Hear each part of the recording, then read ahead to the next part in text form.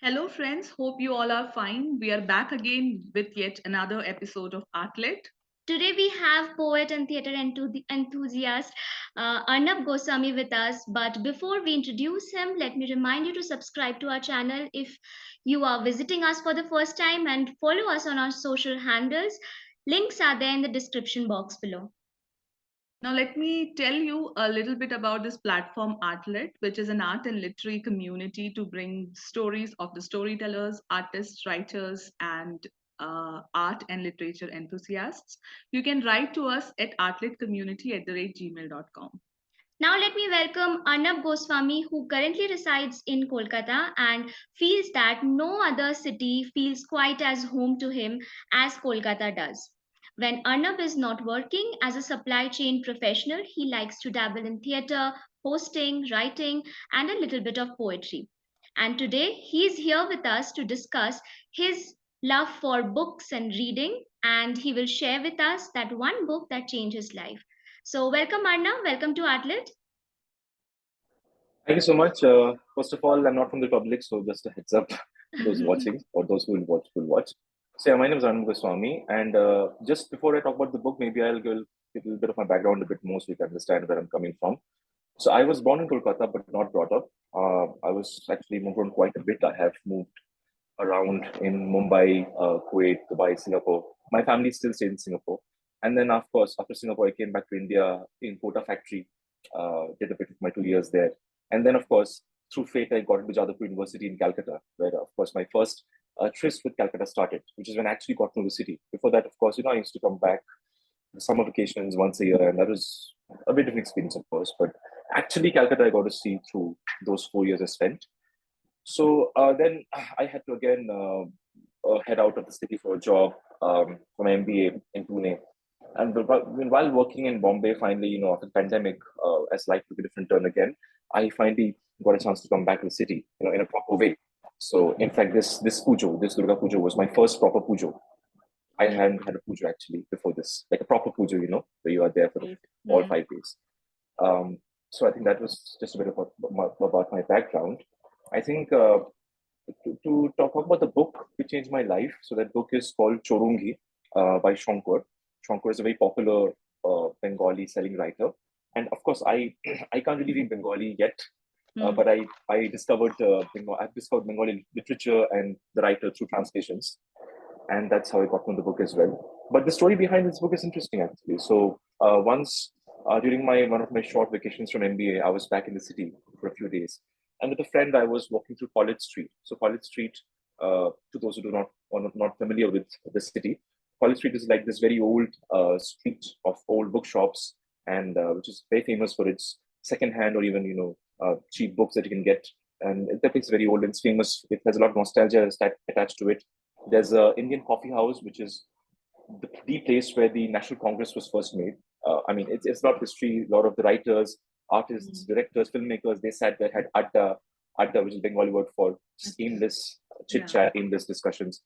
And many of these greatest works were made, creations were maybe the genesis of that happened in coffee house. So that coffee house is not technically not in College Street, but yeah, it's sort of part of this College Street. So that area is it's filled with history. You have a lot of old buildings there, 100 years old at least, all of them. You have a lot of old, clubs there. So that whole area is very, very nostalgic. So I was walking there with a friend, and you have these street side stalls where you can buy secondhand books. So my friend, she could read Bengali, of course, and she knew about Chowringhee, but she had not read the book. So she got the book Chowringhee on a very cheap deal for 60 rupees. And then she said that, okay, I'll read this and I'll let you know how it goes. So I was also not familiar at that point.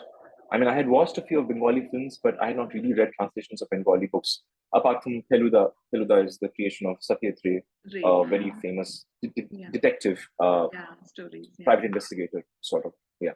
So apart from that, I was not familiar with Bengali literature, Bengali fiction. But so of course, so she read Chowringhee and she started and she was like, you should read this. So immediately I ordered. At that point, I was in Hyderabad actually. When I came back from Calcutta, I was doing my internship during my MBA. So I ordered the book to Amazon, and it came to me, the English translation of Chowringhee.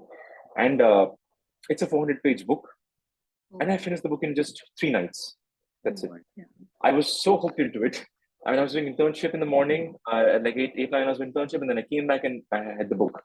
Because from the moment the book gripped me, and I'll come into the reasons as to why that happened so, but the book gripped me, and that book actually started my journey into Bengali literature. From then on, I started reading about literature in translations, of course. I read about these famous partly historical fiction books called Those Days and First Light, or in Bengali it's called Shei Shumoy and Prothomalo. So these are like Bengali books set in the 18th century, the Bengal Renaissance. They talk about, they span the whole history of the Bengal Renaissance, the important characters that you had in that period, right from Tagore to Netaji, to even Swami Vivekananda. You have all that. So, anyways, that's how my journey into Bengali literature started because of that book. Now, this book, Chowringhee by Shankar, it's so all the books of Shankar actually are partly biographical, and he has himself said that because this book is about. I mean, Shankar, the author, has actually done a lot of odd jobs throughout his life. He has worked as a clerk, he has worked as a salesman, he has worked in hotels, also he has worked in corporates as well. He has done a lot of odd jobs, and all of his books actually partly tell about his life in a way. I mean, he has sort of even in the book Chowringhee, the character is called Shankar. I mean, that's how he calls himself. It's kind of like a look at his life in a way. So the story Chowringhee is actually about a hotel. Now, what fascinated me first thing is, it's a period. If you look at the period, it's just post-independence. The foreigners, the British, have not yet left Calcutta, so it's still Calcutta and not Kolkata, right? And it's a very curious mix. It's a very interesting period because you have the Indians there, you have the Bengali, the Babus working there. You have the British have not yet left Calcutta.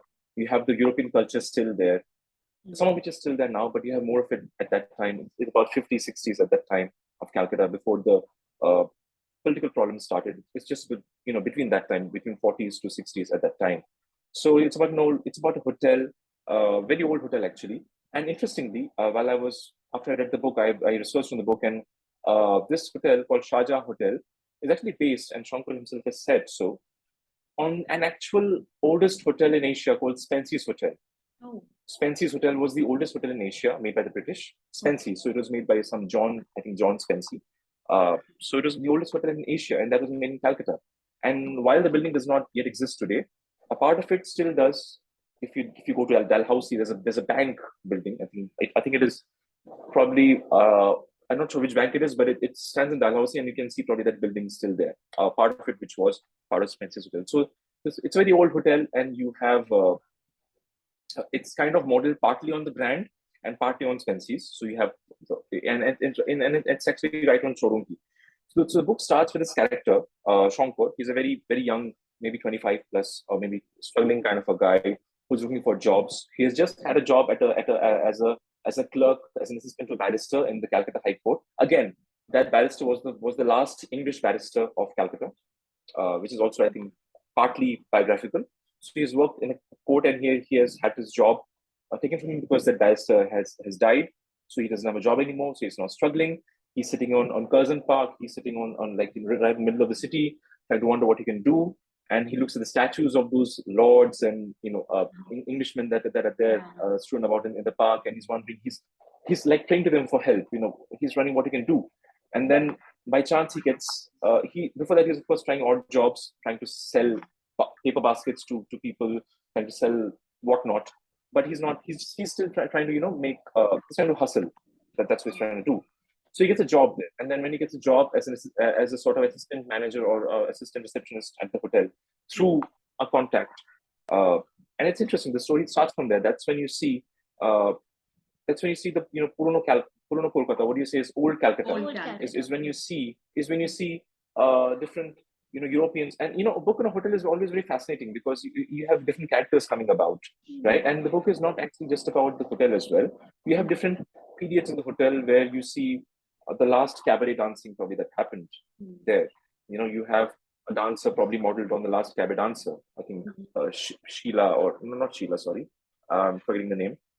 But yeah, you have the last cabaret dancers there, and you have foreigners, you have scientists, you have people from Geneva, you have the owner of the hotel is again a very tragic character.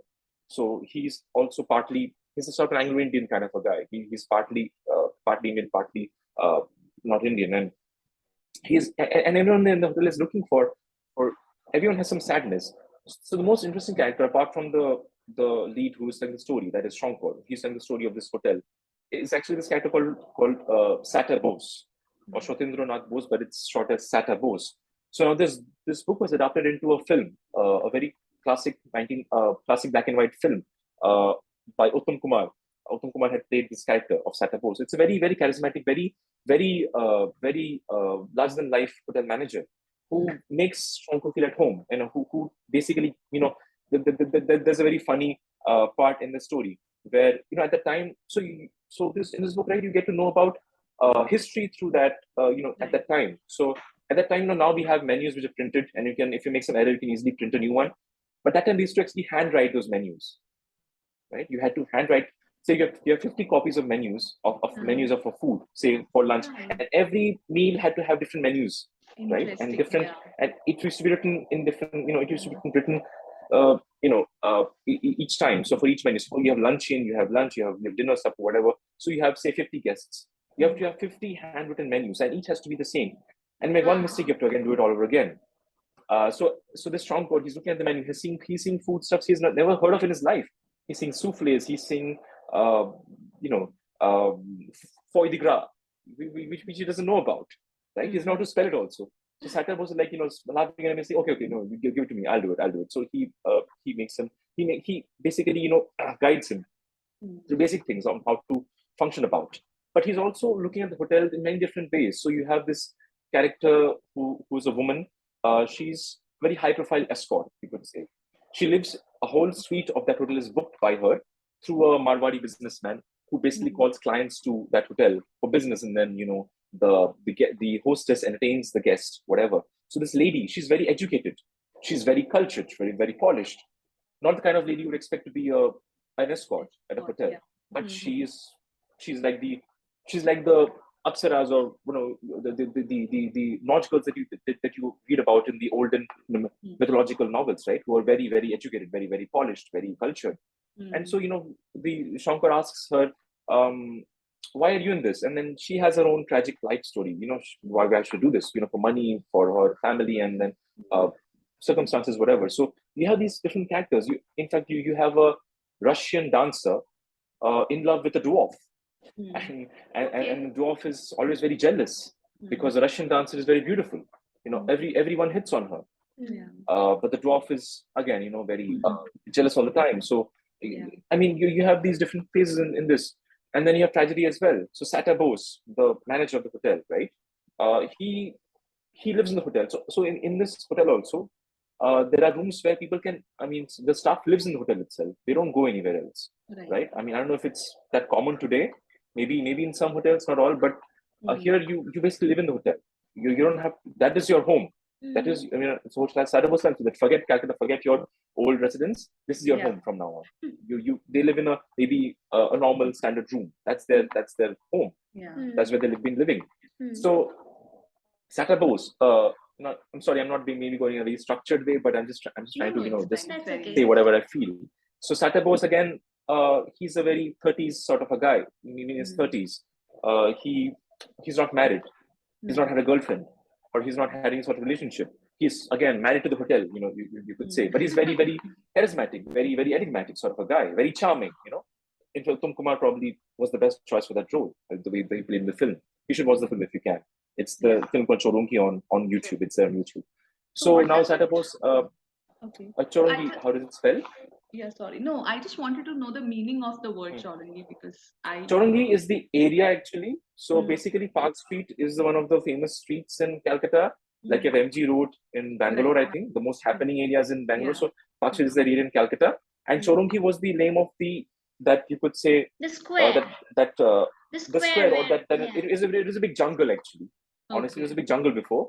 And then they cut it off and became Park Street, right? So that Chowringhee is the name of that area, or you could say the village. Okay. So that part of Calcutta became White Town, where you had Park Street, where you had all the British or the European establishments. So that's what Chowringhee refers to, the entire area. It's in the middle of the city. Okay. Yeah.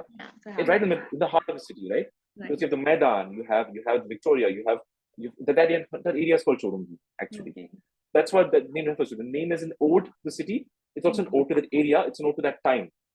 Right. The time when Calcutta was at its peak, probably Yeah. when it was the center of the country and the empire as well. As I was saying, Sata Bose, he also, but but the one time he does fall in love with a girl. That girl is an air hostess with an airline.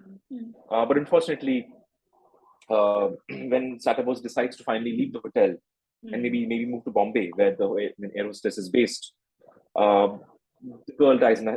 I don't spoil this for anyone, but the girl dies in a plane crash, and it's a very tragic kind of an ending for Sata Bose. So the one time he does get something, he does not get. So he's a very he's a very happy-go-lucky, very happy person who can love anyone. Kind of like if I take a Bollywood reference, kind of like Shah Rukh Khan in Kal Ho Na Ho. Sorry for that. He's a Like Shah Rukh Aman fan. Mathur. I'm Farooq fan, so I can't help it. But yeah, kind of like that kind of a guy, who makes everyone very happy, who makes everyone very uplifted.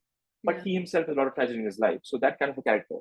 So, so you have these characters as well. So Shankar's mentor, of course, is Sata Bose. Shankar looks at all this, and ultimately at the end, I'll if I have time, I think I'll read a very small excerpt from the book. If that makes sense. I think it'll be nice just to get an idea.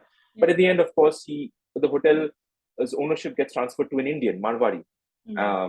And Shankar does not really have a good, and this Marwari does not want these typical Bengali people to be here. He wants more, educated people or more English-speaking people to be there, or wherever. He has like an anti-Bong, anti-Bengali kind of a sentiment. So Shankar loses his job because the ownership goes from the British to Marwari Indian men. As it's not happening, most of the hotels, European hotels in Calcutta, actually now owned by Marwaris or businessmen, and they don't have anti-Bong sentiment, of course, but that was in the book. But of course, you have most of that happening. So that happens, he loses his job, and then again. So I think the greatest thing about the book, actually, why I really loved it, is of course one, Calcutta. One, that period is fascinating. You get a lot of history that I said about the menus, about the many smallest of things, about the area as well, about that time, and also because it also has the spirit of Calcutta, because at the end, he does not have a job again. At the start of the book, he does. When the book starts, he didn't have a job, and then when the book ends, he also does not have a job. He has to go look for something. But he's not depressed. He's not devastated. He's hopeful, and that is essentially the spirit of Calcutta in a way. What I've seen in my experience, because what made me fall in love with the city is, of course, is that people may not always have the best jobs. They may not always have the most money, right? But they're happy. They are able to find happiness in the smallest of things, right? Even if you look at Durga Puja is a very democratic festival in that way, because you have the poorest of the poor and the richest all celebrating. In fact, this time in the Puja, I saw a very poor family sharing biryani at the street side stall, and those also happy. Yeah, it is known as. So that is the spirit of Calcutta. Yeah, it's known as the city of joy. Yeah, and that is why the book was City of Joy, because you have the poorest of the poor, and they're still very happy. And that's the spirit of Calcutta. You tend to find happiness in the smallest of things. I think that's one of the reasons why, of course, I fell in love with the book, and that kind of transported me to that era. And that really inspired me to. I'm also a bit of a heritage buff on Calcutta, actually. I try to take focus and write a bit. So I went to. I again revisited the old landmarks. Now I'm still discovering the city, of course. I'm still like a child here. Actually, whenever I go outside, I'm like a child. I look at stuff which really fascinates me. So I would say this book that changed my life, because if it was not for Chowringhee, I wouldn't probably have wanted to come back to Calcutta. Of course, I did like Calcutta. I wouldn't say I did not. I didn't love it, but I liked it. Okay, but this love happened because of Chowringhee, because of Chowringhee brought me to Park Street. It brought me to that entire area. So I have no shame in saying that I love Calcutta more than Kolkata. Kolkata, of course, I love because of the Bengaliness, because of the Pujo, of course, I love that. But it's Calcutta that I fell in love with first, and that's because of the book of Chowringhee. There's an old world charm in saying Calcutta. Exactly. And even it's all connected to Calcutta, actually. This Chowringhee, Anjan Datto's films and songs, all of that is part of that Calcutta charm, which is part of that book, actually. So that kind of brought me there. So I'll quickly read one part. If I don't go to, I think it'll be interesting for you to know as well. Yeah. I think probably the spirit that I talked about, it's in this excerpt from the book towards the end. Okay, let's start. I didn't realize that I had crossed Central Avenue, Chowringhee and Park Street, and, walking on like one demented, had arrived at the Theatre Road crossing. The lamppost by the side of the road did not seem to laugh at me either. At the precise spot where Birla Planetarium now stands, I established communication with the stars that night. The huge clump of trees on the way to Victoria Memorial reassured me. We don't know, maybe you're exceptional, who knows? Through the gaps in their foliage, the distant stars express the same opinion. We won't laugh, we won't mock you. Who knows what lies ahead? We'll just watch in silence.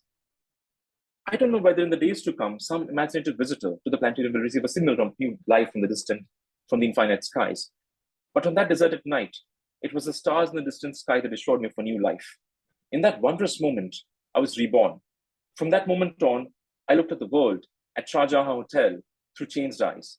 I would no longer accuse the Almighty on behalf of Sujata Di, Karabi, these are all characters, Pani, Gomez, or Boshta. I would only express myself. I would share my sorrows with the countless souls whose lives were stricken by as many sorrows as ours. My mind calmed, I went back, crossing Chowringhee and stopping on Chittaranjan Avenue. In the distance, the tireless eyes of the neon-encrusted Shahjahan still blinked. That's the hotel name, Shahjahan Hotel. Gazing at the amazing kingdom that was Shahjahan for the last time, I felt strange. I was reminded of an incident I had read about. Towards the end of the 19th century, the English poet Rudyard Kipling, on a visit to Calcutta, had taken shelter for the night at another ancient hotel. Having become acquainted with the dreadful nights of this dreadful city, on his way back to the hotel at the dead of night, he had stopped quite near where I had.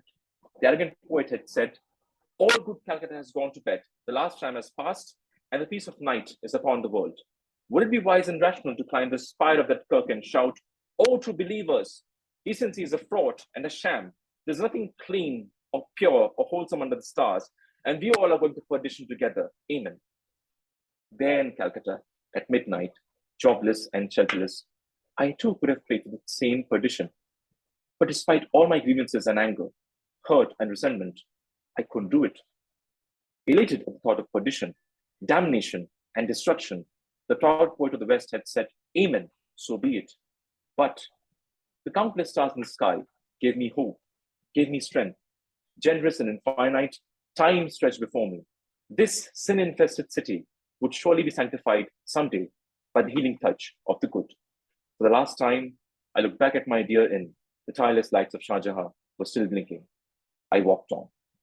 So that's how the book ends. And I think that the spirit of Calcutta is captured in that in the last closing phase of the book. So that's about Chowringhee. That's about the book.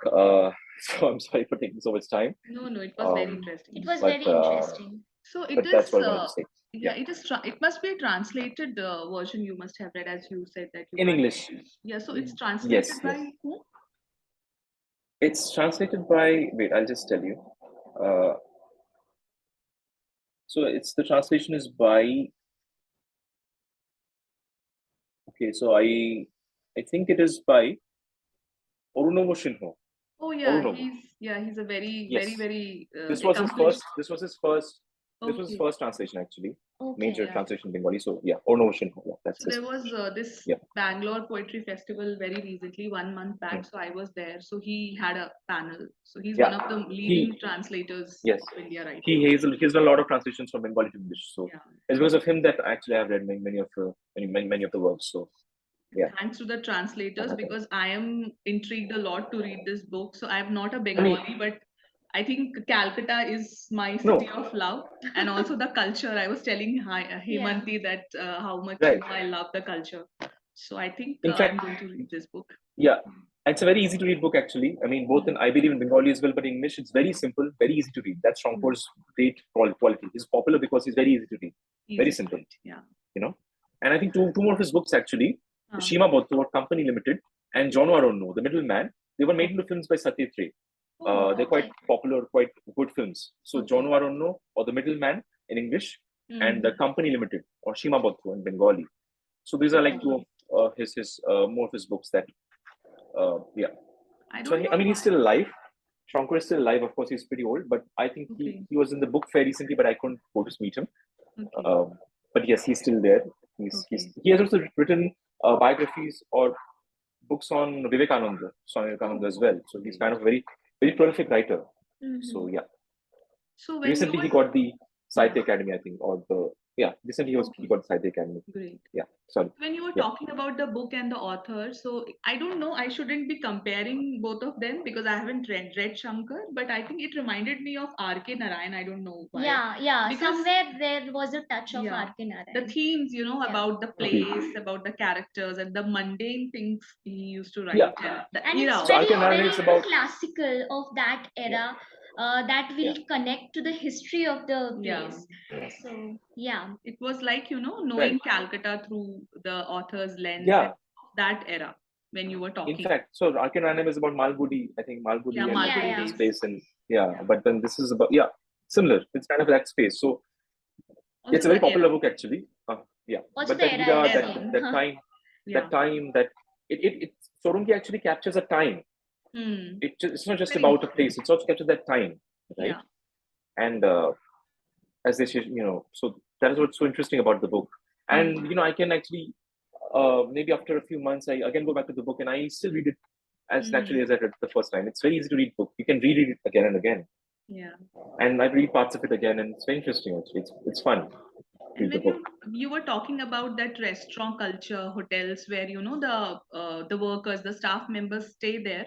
So I was again connecting it with, I don't know if you have seen that periodical drama, Downton Abbey.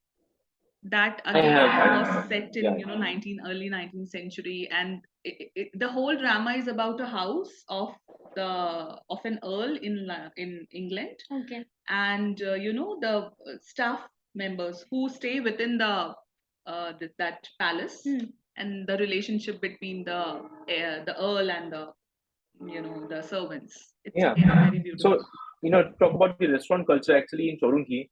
It's a time capsule in a way, a time capsule, because many of the restaurants that they talk about, the culture, the kind of food, they were there, but they don't exist anymore now. Like you have some restaurants, like there's a restaurant called Furpose, right beside New Market.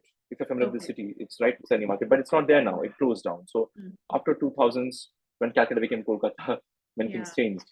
I think one of the things that changed was this. And somehow we like to go to that time capsule to Feel just nostalgic. Me too. to scratch up that the history and get back there. It was a beautiful time in the history of Calcutta. And as Arnav said, that it is very important in literature because it's a good book to understand the history of the city. Certainly. Yeah, if you want to understand the history, that time, the city, how it was, the people, the characters, important to like you understand that. The spoke characters about as well. Escort, who was highly sophisticated. Yeah. So that happens. So I mean, as I said, like Shankar himself, actually, this is based on mostly it's from his experience. Even his other books also, like Company Limited or Shima Botko, is based on someone he knew worked in a corporate. Probably ITC, I think, is what my hunch is, because it's very similar to the way they have shown the company. When ITC was Imperial Tobacco Company and not the hotels company, the conglomerate it is today. So that also was there. So all of his books are mostly that, it's about, and then you have many of his books. There's a book called Orune Dine Ratri, which is Days and Nights in the Forest, but that's not, of course, his book. But then you have books which are there, which are like, talk about the city as well, about breaking away from the city. So this is here, he's a city, but if I mention another book called Days and Nights in the Forest, that's, I think, is that by Shunil Gangpadhyay? Do you know Himanti? No. I'm not much into Bengali literature. Same problem, like we should start with the language. It's a very rich. Yeah, so I'm actually into it because all the translations, So that thanks to the thanks to the translator, seriously. And Arnav Sinha is really, really good. Would love to read this. Yeah, he's one of. Certainly. Yeah, you should read Chowringhee. You should read Chowringhee. It's a very nice book to read. I think you are a poet as well, as you told. So can you read out, because you are so much into the Bengali culture and the city? Your love for the city is very evident from what you spoke till now. So would you like to read out a poem you had written about the city? Sure, I can. This poem is something that written. It's an ode to Calcutta in a way. Yeah, I can start. I don't know if it's a poem, but something that just came from my heart. So, all right. Do not go gentle into that old broken city. The buses topple as the commuters hop on. Dekhiye to side din is all you hear as you figure out how to see the stop. and how to get down. Do not go gentle into that old broken city. The markets of Koreahat buzz with Kilagbe, and strangely, time slows down as you walk under the shade, all moving leisurely in unison, and you alone fidget left and right to catch the auto in your sight. Do not go gentle into that old broken city. The old sweet shop in your para has the sweetest mishti chingara. The autowala gives you back the money that is extra. Conscience always is mantra. The passerby stops by to help you when you're lost, and you find the most unexpectedly delicious food at half the cost. Do not go gentle into that old broken city. Your heart might just bleed with love as the city, bedecked with Pujo Shaj and winter cheer, becomes the most magical thing you see and hear. So just like a Very small nice. sort of a ode to Calcutta. So yeah, Very that's nice. Very beautiful. talks about. So just to give you some context. So in buses when you travel in Calcutta, when you have to say like give me some space, they say Yeah. to recite in things like let me see. But it's strange. But like what do you want to see? I want to ask them. Like if you say they to, I'll say what do you want to see? But Yeah. that's just a way of saying, like let me give you some space. So that happens. So and also if you go to a market, they'll say ki lag, like what do you want? What do you want? Okay. Then they'll like try to come. So just for the people who are not that familiar with the language, this is sort of a phrase that I've used here. So yeah, I think that was what I wanted to talk about. So, Anna, we Chowringhee really and enjoyed the city. conversation. It was full of Yeah. local flavor, Yes. about Calcutta. And because Hemanti is here, so I was, talking a lot about the city and the Bengali culture. And I am myself a lover of, that culture. Bengali culture. Yeah, I was telling her that I should be born as a Bengali in my next life. So Yeah, that but you are a was, Bengali. So that's the thing. That's the thing. yeah, See, a Bengali is not someone who's born with the language. yeah, I know of people. I mean, Bengal has always been a very cosmopolitan land, actually, Calcutta. yeah, yeah. And Right. you have your Armenians here, you had Europeans Yeah. here, you had people from Iran, you had French. Parsis here, Yeah, French you get people the French used to, here. yeah. Yeah, so those are bongs. Like I Yeah. know an acquaintance who Mm. is descended from whose family is from J.C. Galston, the famous Armenian real estate magnate, who made most of the buildings in Calcutta, the most of the old buildings here, and he is an Armenian Calcutta. He's a bong. I mean, he's Okay. not Bengali by birth, but he's a bong. Yeah. So that's the thing. Bong you can be if you're part of that language, if you're part of that culture. Yeah. You don't have to be born a Bengali to be bong. That's the thing. Yeah, that's the beauty of it. That's how we So- all connect. Yeah, that's all. So let's end with the thought that anyone can be bong if you identify with culture. You don't have to be born Bengali. So I think Yeah. that's the main thought that So we had. Arnab did my work. I was just saying that we all, had a beautiful conversation Yeah. regarding Yeah. city, which is city of love, Calcutta, and we end in this thought that we all are connected through this one thread of the bongness. Yeah. Okay, Yes. so it was great to talk to you. So thank you so much for watching us till the end. Yeah. Bye bye. Thank you. All right. All right.